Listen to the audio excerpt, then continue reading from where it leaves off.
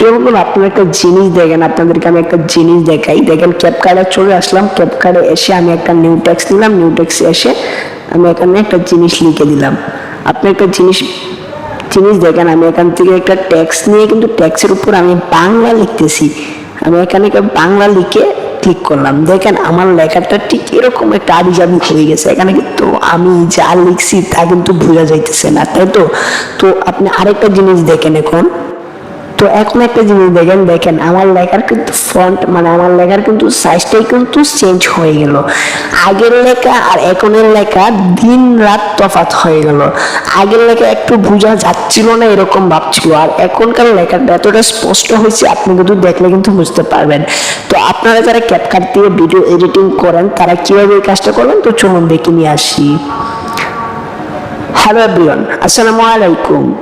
আমরা যারা ক্যাপকাটের ভিতরে যারা ভিডিও এডিটিং করি বা ভিডিও এডিটিং করতে গিয়ে আমাদের বাংলা লেখা কিছু অ্যাড করতে হয় ভিডিওতে, তারা বাংলা লেখা যদি দেখি কি ক্যাপকাট দিয়ে, কিন্তু আমরা কিন্তু বাংলা লেখা কিন্তু লিখতে পারি না ক্যাপকাট দিয়ে। কারণ বাংলা লেখা লিখলে কেমন হয় আপনাকে আমি কিন্তু ভিডিওর ফার্স্টে কিন্তু দেখিয়েছি। তো আমি কিন্তু ভিডিওর লাস্ট মুহূর্তে এটা দেখাচ্ছি যে আমার এই লেখাটা কিভাবে সুন্দর করে কাস্টমাইজ করে কিন্তু বসাতে পেরেছি। তো এই কাজটি আপনারা কিভাবে করতে পারবেন আজকের ভিডিওটা যদি দেখেন তাহলে অবশ্যই আপনারা সবাই পারবেন। তো ফার্স্টে আমি যেটা করছি, আমি সবকিছু রিফ্রেশ করে নিলাম এবং ক্যাপকাটে ওপেন করলাম। ক্যাপকাটটি ওপেন করার পর আমি সিম্পলি আপনাদেরকে দেখানোর জন্য এখান থেকে নিউ প্রজেক্টে একবার ক্লিক করলাম এবং আমি আমার একটা ছবি বা ফটো নিয়ে নিলাম, যেখানে আমি আপনাদেরকে লাইভে লেখাটাও কিভাবে মানে সুন্দর করে বসাবেন সেটা আপনাদেরকে দেখাবো। তার জন্য আমি এখান থেকে লেখার জন্য আপনারা অবশ্যই জানেন, যারা ভিডিও এডিট করেন ক্যাপকাট দিয়ে তারা কিন্তু অবশ্যই জানেন কিভাবে লেখা এখানে টেক্সট নিতে হয়। তার জন্য আমি এখান থেকে টেক্সটের উপর একবার ক্লিক করবো। টেক্সটে ক্লিক করে আমার টেক্সট প্লাস আইকনে ক্লিক করে এখান থেকে আমি আমার যে টেক্সটটা আমি এখান থেকে বসিয়ে নিলাম। দেখেন আমি কিন্তু এখানে বসিয়ে নিয়ে যখন দিলাম তখন আমার লেখাটা কিন্তু ঠিক এরকম হয়ে আসছে। তো আমার লেখাটাকে এরকম থেকে চেঞ্জ করতে হবে। আপনি যতই কাজ করেন না কেন ক্যাপকাটে কিন্তু এই লেখাটাকে ঠিক করতে পারবেন না।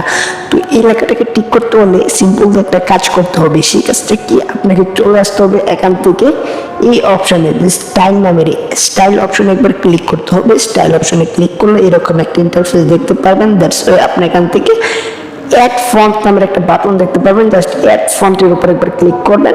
ফন্টের উপরে ক্লিক করার পর আপনি কিন্তু এরকম কিছু অপশন দেখবেন না, এই যে অপশনগুলো আপনারা এখানে পাবেন না। আমি আমার এই অপশনগুলো অন করেছি বা এই অপশনগুলো ক্যাপকাটে অ্যাড করেছি, তার জন্য কিন্তু আমার এখানে দেখাচ্ছে, আপনাদের এখানে কিছুই দেখাবে না। তো আমার এখানে এটা কি আনলাম, আর এটা আনার কারণে দেখেন আমি একবার একটা ক্লিক করে দিই। দেখেন আমার লেখা কিন্তু প্রায় ঠিক হয়ে গেছে। আপনি যদি একটু সুন্দর করে দেখেন প্রায় অল্প একটু ব্যবধান রয়েছে, বাট এটাও কিন্তু ঠিক হয়ে যাবে আপনি যদি ভালো ফন্ট ডাউনলোড করে অ্যাড করেন। তো ক্যাপকাটের ভিতরে কিভাবে ফন্ট অ্যাড করবেন সেটা আমি আপনাদেরকে দেখাবো। ফার্স্টে আপনাকে ক্যাপকাটে ফন্ট অ্যাড করতে হবে, অবশ্যই ক্রোম বাজার থেকে এই ফন্ট ডাউনলোড করে নিয়ে আসতে হবে। তো আমি আগে কিন্তু ক্যাপকাটের জন্য ফন্ট অ্যাড করার জন্য আমি ক্রোম বাজার থেকে ফন্ট ডাউনলোড করে নিয়ে এসেছি। তো আমি ক্রোম বাজার থেকে ডাউনলোড করে ফন্ট নিয়ে এসে আমি এখন অ্যাড করব। আপনারা যারা ক্রোম বাজার থেকে ডাউনলোড করতে পারবেন না ফন্ট, তারা অবশ্যই ভিডিওর কমেন্ট বক্সে বলে যান, আমি কিন্তু নেক্সট ভিডিওতে আপনাদেরকে দেখাবো। যদি কমেন্ট আসে তাহলে কিন্তু আমি দেখাবো যে আমার ফন্টটা কিভাবে অ্যাড করব। তো আমি এখান থেকে দেখেন প্লাস আইকন রয়েছে, জাস্ট প্লাস আইকনের উপর একবার ক্লিক করব।